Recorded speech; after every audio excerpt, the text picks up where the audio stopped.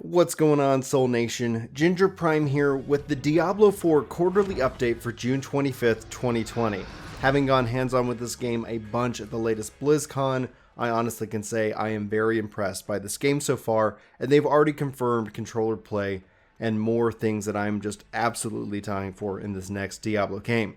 Now, this quarterly update is going to focus on the team playtest, a word about Blockout, storytelling, open world, multiplayer, items and progressions, and other thoughts. I'll include a link in the description below if you want to go just read this for yourself, because just kind of a preview warning, there are probably going to be a couple of mispronunciations and tongue twisters that are going to trip me up on this journey. But if you're wanting to stick around, let's go ahead and dive in. And as always, I want to know your thoughts in the comments below. Are you excited about Diablo 4? Still thinking it's a way away, personally. But it's going to be fun to kind of keep up to date with whatever the developers are doing, and hopefully they can deliver an incredible Diablo experience. So it begins to the Diablo community. Hello and welcome to our latest Diablo 4 quarterly update. And we're excited to share some of the progress that we've made on the game today. As is the case with many other game and technology companies, at the time of this writing, the Diablo 4 team has fully transitioned to working from home. Now, while the transition has introduced its own challenges, we feel very fortunate to be able to keep the momentum going strong on the development of Diablo 4. Regarding the team playtest, as with many other games, we organize the development of Diablo 4 around team milestones. Often these cumulative with the build which we play together and talk about as a team. Oh, culminate. Haha, told you. Got me right at the start. For example, the milestones lead up to BlizzCon 2019, and they culminated in the team playtest of the demo that helped us unveil the game during the show. Besides getting an early look on what the other team members had accomplished, this also allowed us to stress test the demo, catch additional bugs, and make improvements before the show. For our most recent milestone, we focused on blocking all the elements in a region known as Dry Steppes, complete with the campaign content, open world elements, itemization, and PvP subzone, dungeons, and a cinematic to cap the completion of the region's narrative. Our goal was to often have the team play the game from home over the course of 2 full days, and then they spend some time analyzing the data and discussing our reactions. Of course, we play the game all the time, but we're often examining individual features or areas. Taking the time to play the same build together as a team over multiple days gives us a different perspective and lets us see how the current features harmonize over the longer playtime. We had this as a goal before we knew we were going to move to a work-from-home environment, but as it turned out, it ended up being really good and a way to reconnect as a team. Similarly, we hope that chatting about this playtest and sharing some of our screenshots with you will provide context to future blog updates or pique your curiosity about future topics. It's worth noting that the playtest also didn't represent the entirety of our progress. The other regions in the game are underway, and Dry Steppes is just one region where we made a concerted push to create a complete and cohesive experience that we could draw observations from. And let us know if you like this approach with our blog or if you didn't, and we can adjust future updates accordingly. As always, your feedback is highly appreciated. So a word about Blockout. And so they're talking about some screenshots here. Not final. Hopefully not. That still looks really good. Like I can tell you from the game itself, it was gorgeous. It was gorgeous to play hands-on. So as a part of development, visuals are often kept in rough form so the game team can cheaply test ideas and iterate on them. If something isn't fun, it's much cheaper to change or discard a blockout asset than a final one. When we share models and screenshots with you, they are often quite far along to adequately convey our vision through the game. We don't typically show blockout assets as they don't really do justice to the engine or to the artistry of the folks on the team, but as part of the showing behind the scenes of how we make the game. And though we appreciate you seeing the transition of blockout assets into more polished ones, some of these assets shown in this blog might not be final, so please bear in mind as you check in the screenshots below. And you can see obviously like no rendering and things like that, but this still is pretty freaking cool. As an engineer, I always kind of like seeing how things end up getting layered and how they get stacked on each other to finally create the final image, and especially in animated in real time. Anyway, so on to storytelling. A couple of things that have evolved with how we deliver the story in Diablo 4. First, we have conversations.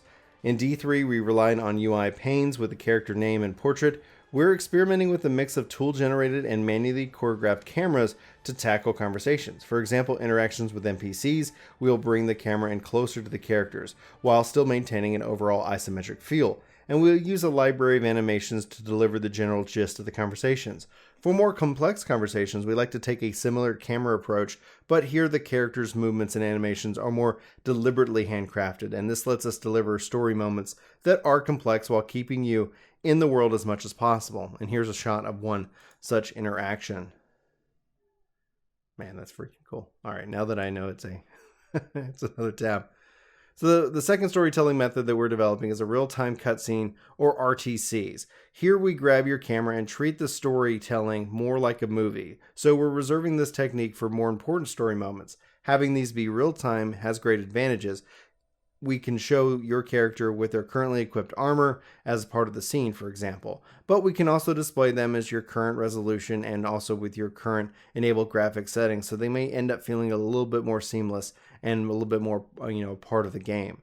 We showed you some of this real-time work in-game cinematics during the BlizzCon demo.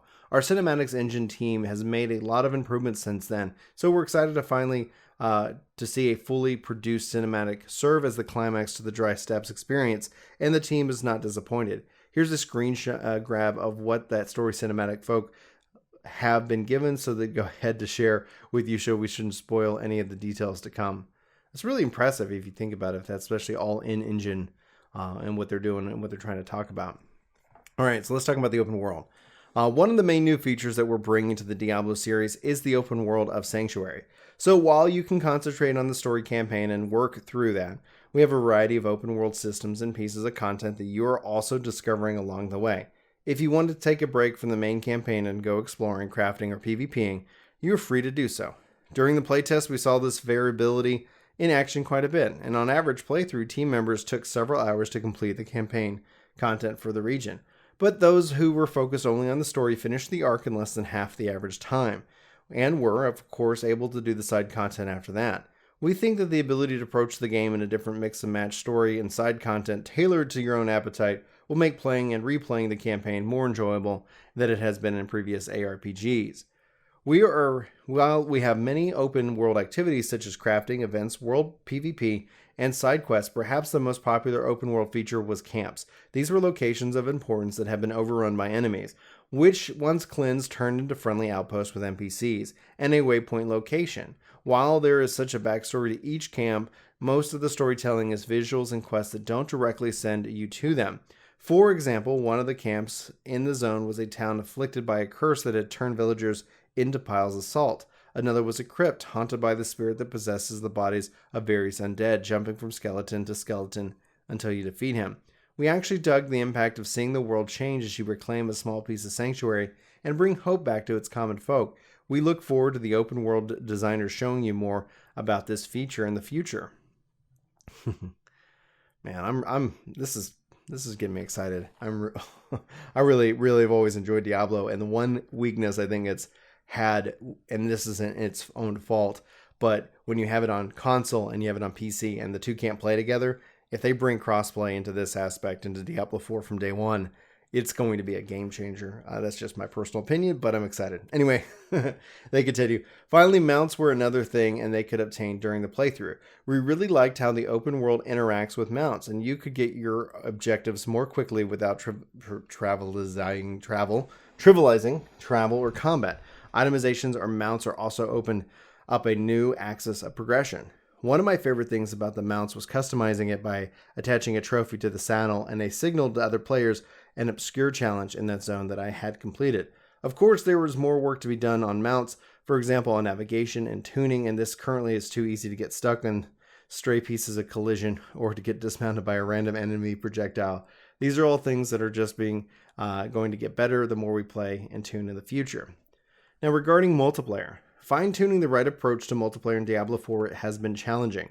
Our goal is to always incorporate elements from shared world games without the gamer ever feeling like it's veering into a massively multiplayer territory. To be clear, this is a philosophy rather than a tech limitation. We find that this game stops feeling like Diablo, and the world feels less dangerous when you see other players too often in too high of numbers. I'll break it down our experience during the playtest with some examples. Dungeons are key story moments and are always private, just as the player and their party. Once the story moments are complete, the town turns into social hubs. You'll run into a few people in town. Now, while on the road, you'll sometimes run into another player here and there. And then finally, if you went into a location where a world event was happening, you would see a larger congregation of players trying to defend against the attack by a cannibalized horde, or trying to take down Ashiva, the demonic world boss that we shown at BlizzCon. It's worth calling out that while some coordination is helpful during these events, you are never forced to join a party. Solo players can walk in, help complete the event, claim a reward, and this is the seamless approach to multiplayer is working, as well as looking forward to sharing more about this approach with you. In our test so far, the world feels alive and dynamic without compromising that feel of Diablo. And for players that want to just party up against the minions of hell, we have new tools available to find a group, whether that is by activity or proximity in the game world. So regarding items and progression, one of the things that was very useful about our 2-day playtest was that we could get better feedback on progression, as if there was a sense of performance. Gear and skill choices you make on a day 1 have an impact on day 2, though some people chose to roll alts and we had multiple classes to test. A friend of mine used to say that Diablo is the game that you keep playing inside your head, and Diablo 4 is no different. In addition to the official playtime allotted to the team during the playtest, I could feel the game lingering in my mind, thinking about the items that we could possibly drop for my build, and my talents that I could finally unlock to get me those key skill interactions. You might have already read the developer blog by David Kim shortly after last BlizzCon, and in it he describes the new affixes, itemization philosophies, and we have a beefier update on items later for you in the year. But in the meantime, there are some items that dropped during our playtest to whet your appetite, and that's the Eminence Anvil, 18% crushing blow damage, requires 33 ancestral power, 4% damage while healthy, 2% effective hit chance. The Jeweled Mythical Staff, it's got its attack, a 25.4 gem strength on this item with an empty socket. Chaos Seal, 27% chance critical strike damage, and it's got plus 17 angelic power, 15% range damage, 12% mana cost reduction, sorcerer only. Vampire Pants, magical pants, plus 1 rank to all Call of the Wild, requires angelic power and 5% chance to heal 47 in this case. Those are some pretty cool items. I got some more listed down here as well. The Unraveler's Treads, 3%, 3.5% cooldown reduction. Like all these stats, I'm again going to include the link in here. I was like, oh yeah, reading them, and then it's like, well, I mean, it's kind of hard to say whether that's good or bad. I would think that they're good, and but we'll have to wait and see the power of angelic power in this case, and how that all kind of plays out. So finally, other thoughts. The overall feedback from the team is that even in these early stages, Diablo 4 is very fun to play. The classes especially are going down a promising path and that we're excited about. We're taking cues from what makes a barbarian's arsenal system or a druid's shape-shifting feel special, and looking for ways to apply similar innovations to all classes, and more on this in a future update. The playtest was also a really good way to put our tech through its paces. Since we played at home, we got to test the game on a lot of different setups, from graphics cards and screen aspect ratios to network speeds. We also had the opportunity to exercise our client lost my spice. Our client server technology, including deployment builds with fixes and bugs during the playtest. Of course, we still have a lot of work ahead of us, and to be clear, we are not at an alpha or beta stage yet. We don't typically discuss our early milestones publicly during the course of development, but we think it's especially important to continue to share our progress during a year without a BlizzCon. Also, it was an important milestone for the team as we felt it corroborated. We have all the key ingredients for a great Diablo 4. Of course, we'll continue to seek feedback and iterate as we drive into completion. We hope that you've enjoyed this update, and as always, we welcome you and share your thoughts on the platform of your choice, whether it's your own forums, other sites, or social media. We read and appreciate your comments and feedback, and we're happy to see lots of great discussion after our last blog, which seeded a bunch of conversations on our end as well. We're also excited to see the range of topics you want to hear about based off your response so far. We think talent trees are by far what you're most eager to discuss, and so we're going to make sure we queue that up for our very next blog.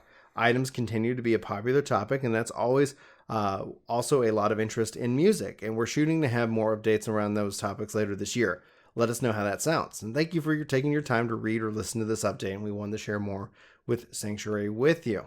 So this comes from Lewis, the game director. Guys, I am really thrilled about the future of Diablo. I think obviously this is a fine pausing point to obviously bring up issues with Blizzard and Activision in the past. And at the end of the day, I'm always rooting for the devs. They're working hard. I'm hoping they're going to release a good game.